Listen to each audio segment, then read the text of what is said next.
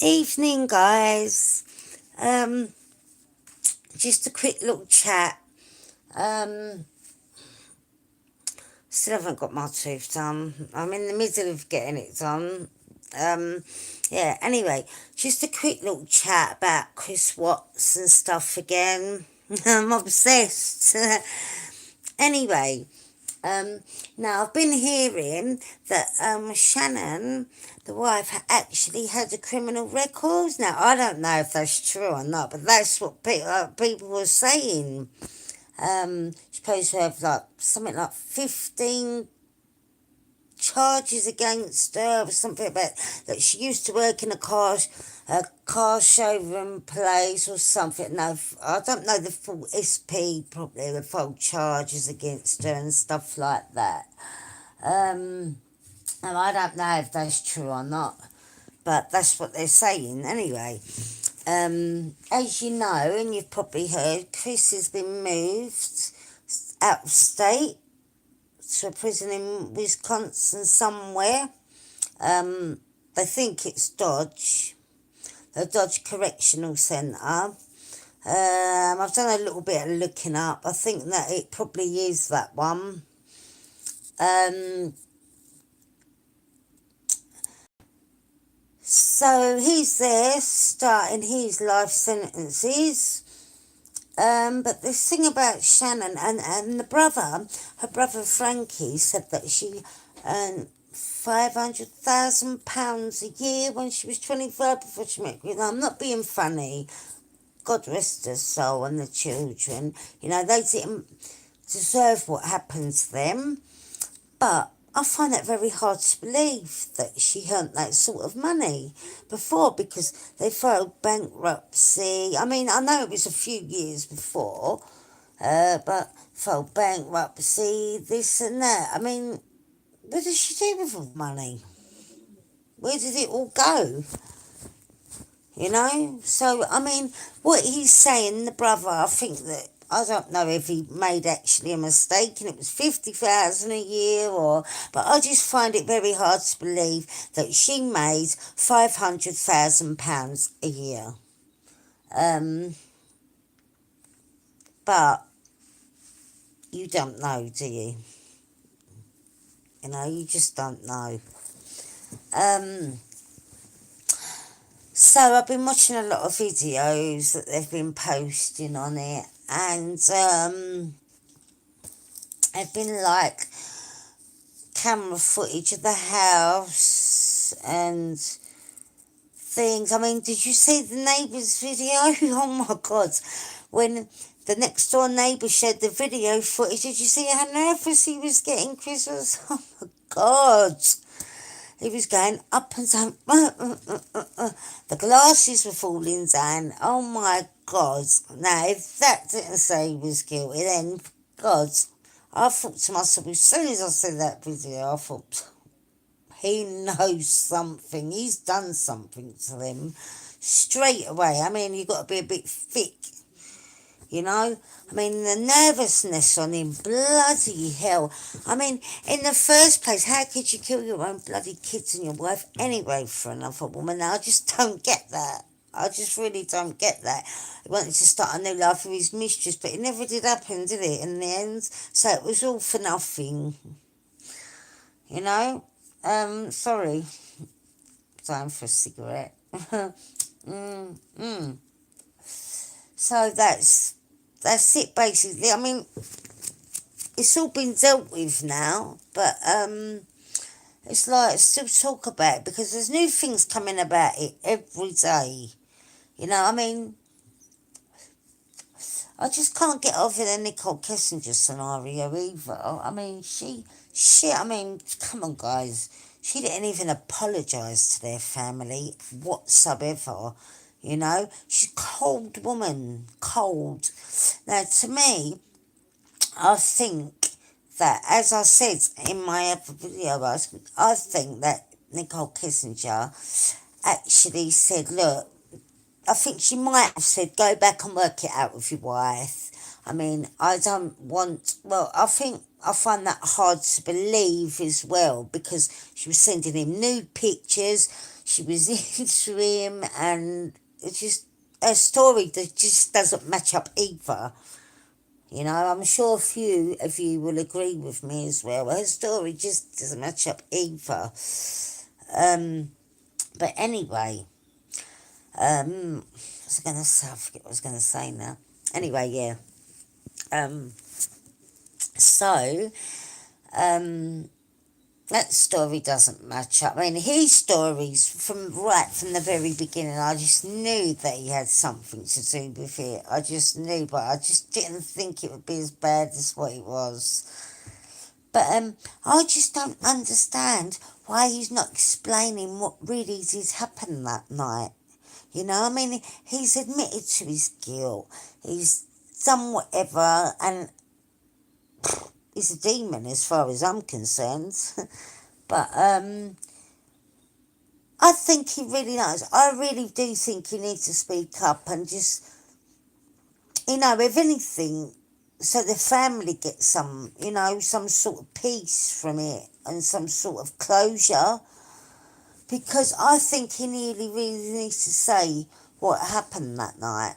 And I just don't understand. I mean, he's admitted to everything else. I just don't understand. You know, I'd really love to know what happened that night. I mean, I've got my theories. I think we all have. But, you know, only he knows what happened that night. And Shannon and the children, God rest their soul.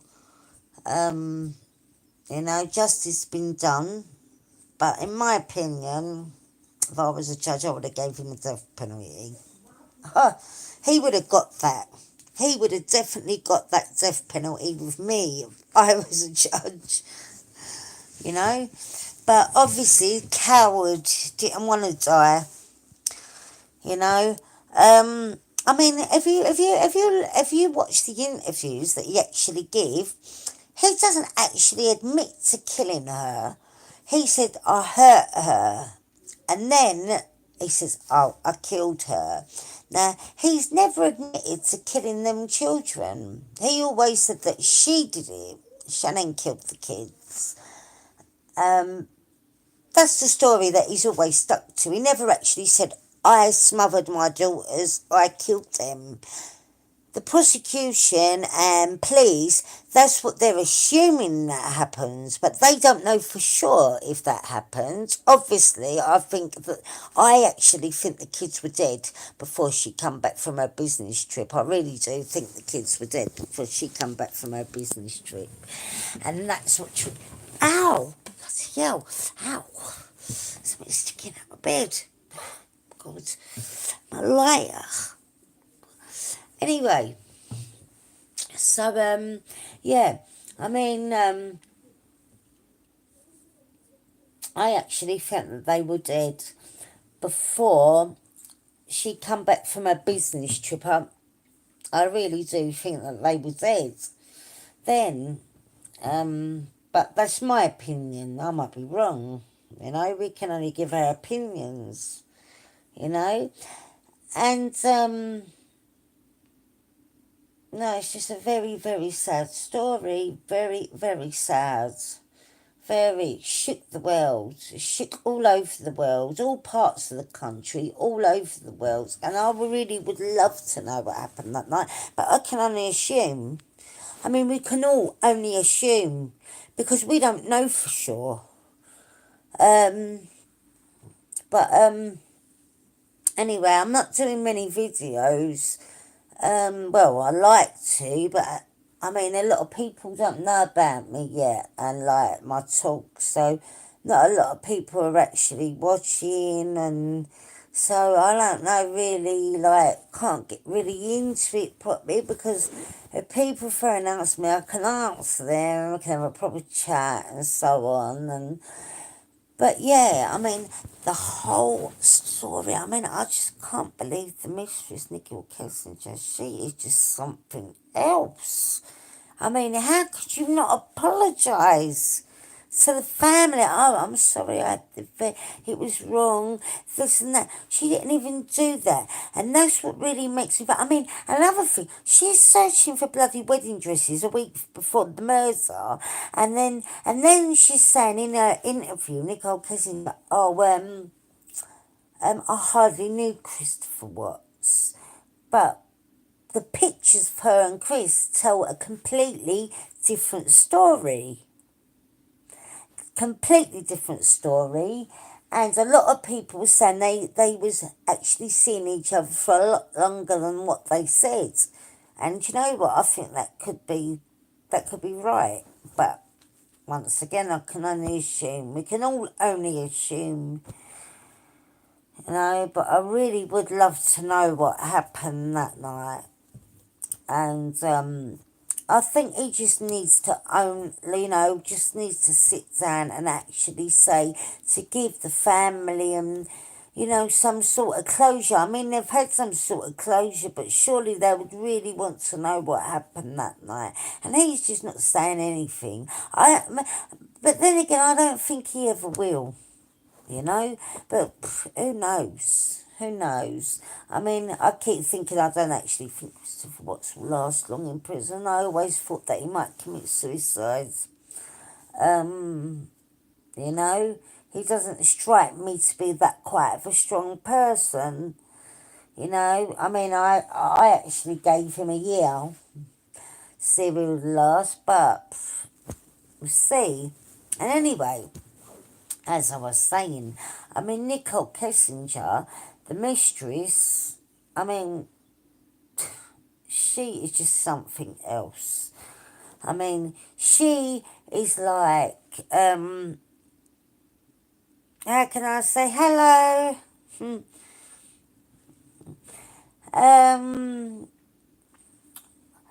I mean, she is just something else. I mean, it's just madness. I mean,